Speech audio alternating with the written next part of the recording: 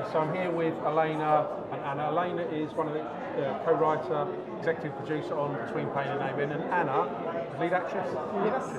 Who's going to give me a synopsis? Welcome, by the way. Yeah, Thank you for joining us in London Fusion. Thank you for joining Thank you for having us. Oh, you're welcome.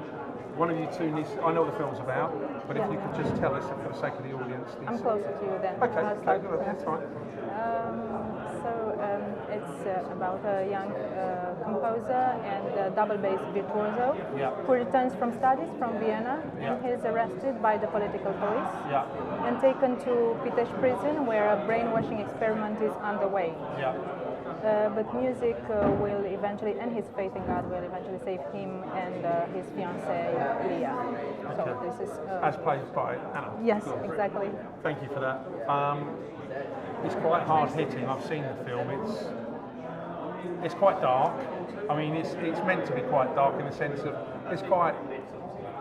What's the word I'm looking for? It's visceral, we may say. Yeah, it's quite visceral, Yes, I would say it's real. It wasn't necessarily meant to be dark, but the reality was dark itself. Because every violent scene there, it's real. So it's based on real things, real facts. Yeah, because I've read the editorial, I know the editorial, and I've seen the film, and exactly. Speak Up was saying, this is quite a dark part of your history, I think, that's kind of been swept away, but I think this we're trying to expose. A little known. Yeah, it's little known, I think it's fine, yes. It's an experiment that took place between 49 and 52 in Pitești prison, when inmates were forced to torture the other inmates. Nice. So all this brainwashing experience was copied after a Soviet model, and it's put in place with the consent of the authorities. And all the elite of the country was there in that prison. They were mostly students because, in fact, the political, cultural elites have already been arrested. So, because after the Second World War and the abdication of King Michael in 1947, he was forced to abdicate, or 1,000 officers would be killed. The country was took over by the Soviets. And they tried to dismantle the political parties, everything that existed, and leave room only for the Communist Party. Of course, And the first thing they did was to send all the elites to prison. And they were sent to prison without trial, without sentence, without anything. So there were many, many of them. But among all these horrible things... So it's like internment. We call that internment. I know it's the same word you have, but basically they would just say you're guilty, goodbye, and off you go to prison. Yes, you didn't have to be guilty of anything. And but this particular experiment was the worst of all. It's harrowing. It's quite harrowing. Yes. So did you both know about this before you made the film? Because as you were saying, you're both quite young, so I don't know were you aware of this history? Was it a new thing to both of you? I personally wasn't. You wasn't aware? At all. And when I first read about it with the script, I was completely shocked. Yeah, it's pretty dark, like I say. I wasn't expecting such things to have happened in my country. I was never expecting that. And what about, did you know about this? I knew from my parents. Right, okay. My parents told me.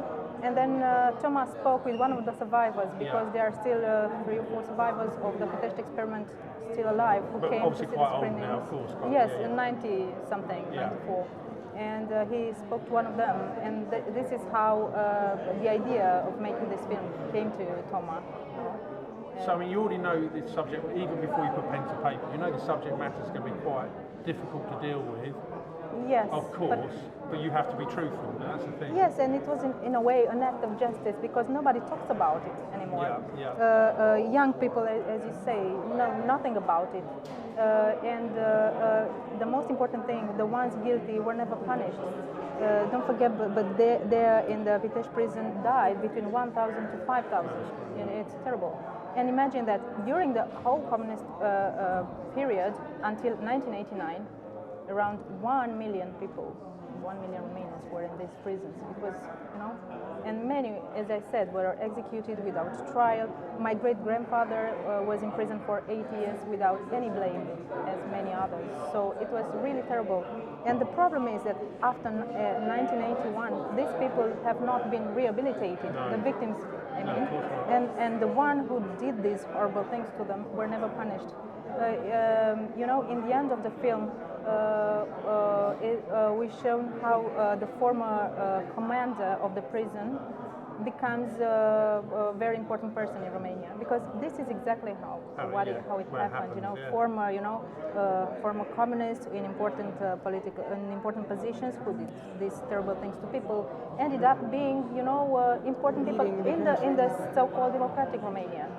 Yeah, this is. I'm not taking a political stance here, but this is a problem with sort of one nation states, or in terms of when it's, look, we're not perfect, of course, democracy isn't perfect, but it shows you how easily things can be hidden, and I think that in itself is a problem, yeah? Because I'm sure there's lots of things that happen in communist states, in lots of communists, which we still don't know about, because it's very much easier to hide things, because if you're living under state rule, they can do this with impunity, can't they? Yeah. And the fact is that there are terrible, dark things that will probably come out in 20 or 30 years' time that no one knew about. And it is awful, it's terrible, and it shouldn't be like that. So, did you, Anna, know, Elena, how did she become, how were you cast in the film? Sorry, as I was trying to say. Did you know each other or not? No, I know you weren't part of the process. Tomo approached me and he asked me to, I don't know, to participate in the casting.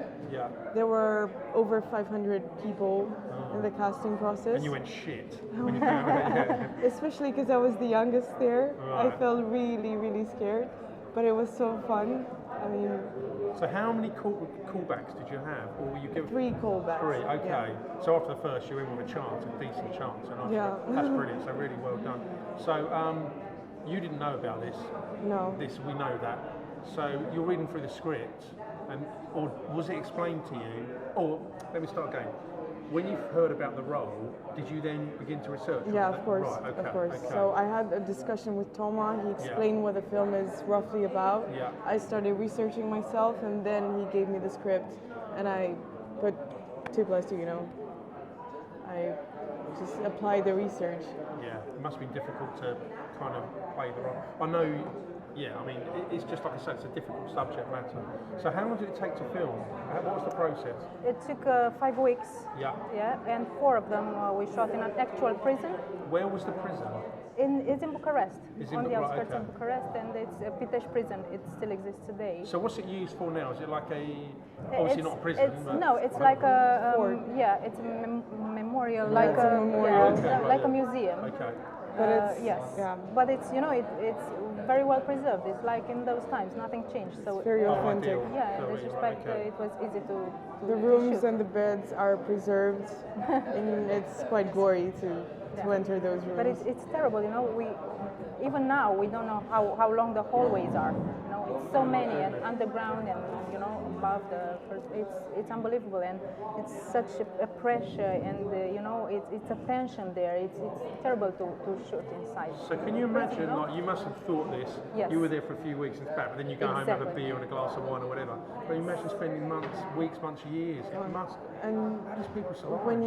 When you enter a room and you see how small it is, and you've read about how many people were inside, they gather like 400 people in such small rooms. It was unbearable to think about it.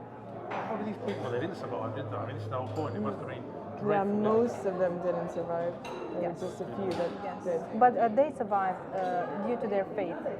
So in the period when they were allowed to talk, because they were forced to stay in fixed positions, to stand, and they were sent to dark rooms. Some of them, when they get out of there, weren't able to speak. They forgot how to speak. Oh, well, because it's been so long since they'd actually spoken, yeah, or they lost the ability. And they were kept in dark rooms. This was the ultimate way of punish them, keeping them chained in small dark rooms, naked by themselves. How do you retain your sanity? Well, you don't, because you said most of them died. I mean, this is keeping the conditions. And they wrote books after that, you know, and the survivors talked about it, which is very, very important. The only therapy you could get in that situation. Listen, I just want to say thank you very much. The film is hard but brilliantly made. Thank you. I want to say Yeah. excuse me, that it was a 100% independent film. Thank you. Right. And yes, the first film on this topic, on the Pitest experiments. Yeah, I had no clue. I had absolutely no idea. Yeah, and it's directed to Enache's second feature film. Yeah. Talented, all of you are talented. Really well. I wish you. we had more time. So I just want to say, brilliant. The writing is really, really Thank you good. very much. The acting Thanks for everything. the acting's okay. No, the acting is brilliant. So very well done to all of you, and the way it was shot. Thank you. We are honored to be here, part of this festival. Thank you. And we really enjoyed it. Thank you very much. Thank you. Thank you.